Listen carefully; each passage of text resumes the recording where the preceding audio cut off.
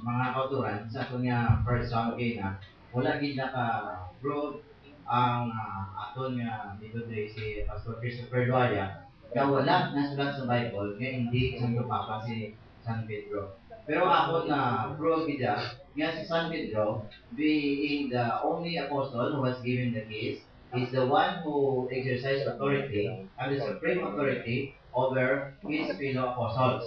Kaya sa Acts chapter 1 to 15, klaro, kaya pamangkot ko si Pastor Raya, hindi siya sabat kung atong pagtindog na ni San Pedro sa Acts chapter 1 para pagabusdan si Judas ni Matias kung authority na ito kung hindi. So, kung silikon, daw confused siya kung ano gibla ang authority. Kung sa akong hindi kuya confused ang authority, kung anong authority, the fact is, the apostles have the authority coming from Jesus Christ, being apostles, and word ng apostles, sent sa Greek mo, apostolos, or apostoloi. Kag among the apostles, si Pedro ang ginatagal sa kiss, and he is the one who is the head of the apostles.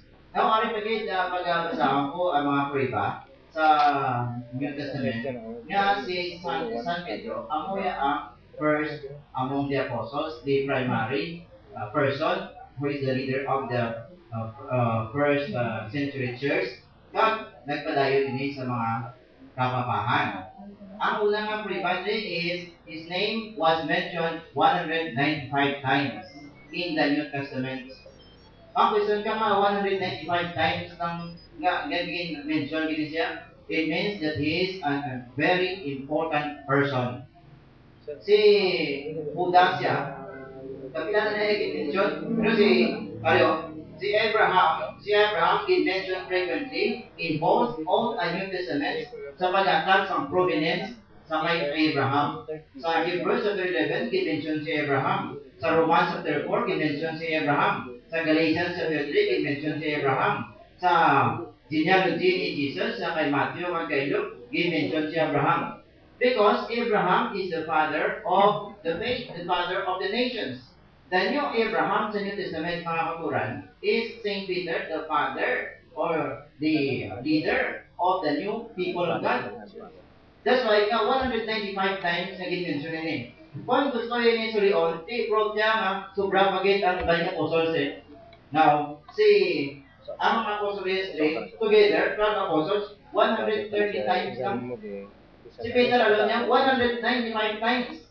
Ang sunod nga apostles nga kalamang ginmention is John, 29 times ginmention. John, tibilapin niya. So, makita natin nga si San Pedro yan, prominent among the apostles. Ikaduha ang punto nga sa ako na panunggong, hindi niya mabalik, yapon niya ni Pastor Loaya. Kag hindi mabalik man siya itong mga kuturan, nga wala nagapati sa kay St. Peter, nga first among the apostles. The Gospels mention Peter as the first. Ano yun?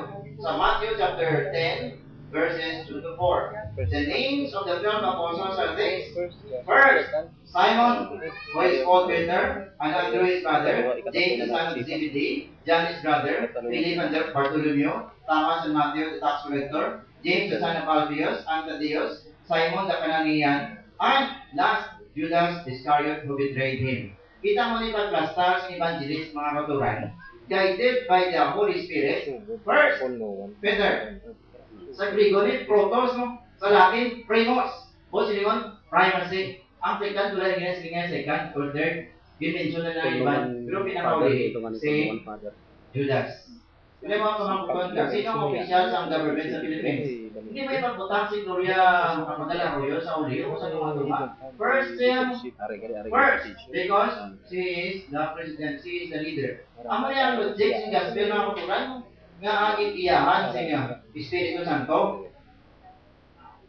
Now, si Jesus Christ is called the firstborn. Now, firstborn, Colossians 1:17 or 1:16 is the firstborn of all creation. Ang word na firstborn, preeminence, and the gospel also mentions Peter as the first among the apostles. Ikatatlo, Jesus entrusted to Peter alone the task to strengthen his brethren. in Luke chapter 22, verses 31 to 32. Sa uli ng pagkatapos ng simpanyakon, na si Yesu Cristo istorya about the kingdom of God, atubangin si Peter, Simon, Simon, behold, Satan demanded to have you. Ang Greek di bumas, plural. Gusto ni Satanas, ipain kamo tanan. Kung sa ilang bulik, klaro ni mo, gusto ni Satanas, ipain kamo tanan. Sa English, ang you, pwede ang second person singular, or third person plural, or second person plural. Demanded to have you, that he might sift you, ipain kamo, like wheat. Pero, but I have prayed for you. Sa Greek ni Soul, sino sa talang nga apostoles ang ipangadianin ni Kristo nga gusto ni Satanas nga ipablagon ang mga apostoles? Si Pedro yung ipangadian ni Kristo. Why? Balik ka sa Matthew 16:19. Si Pedro yung tagal ng kismo consistent ni Kristo. Tapos, when you have turned again, strengthen your brethren.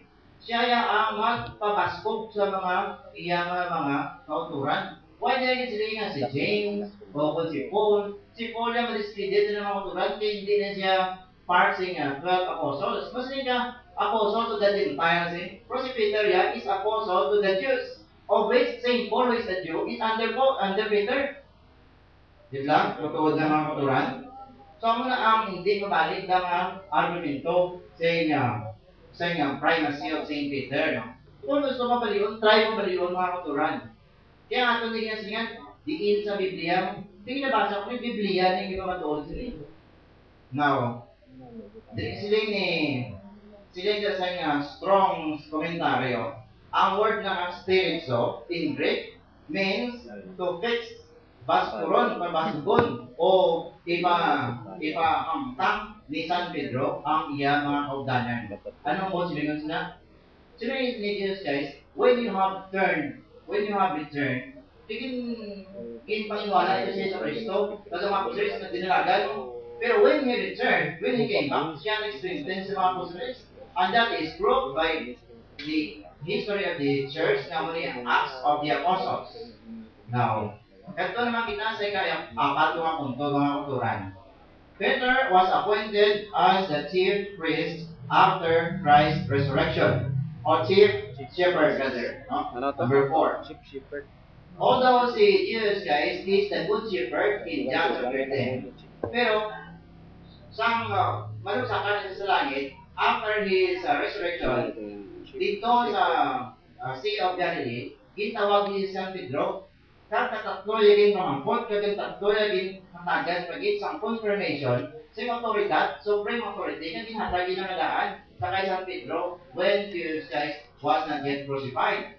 So, ngayon, Simon, Simon, son of John, do you love me more than this? Yes, Lord, you know that I love you. He said to him, feed my lambs.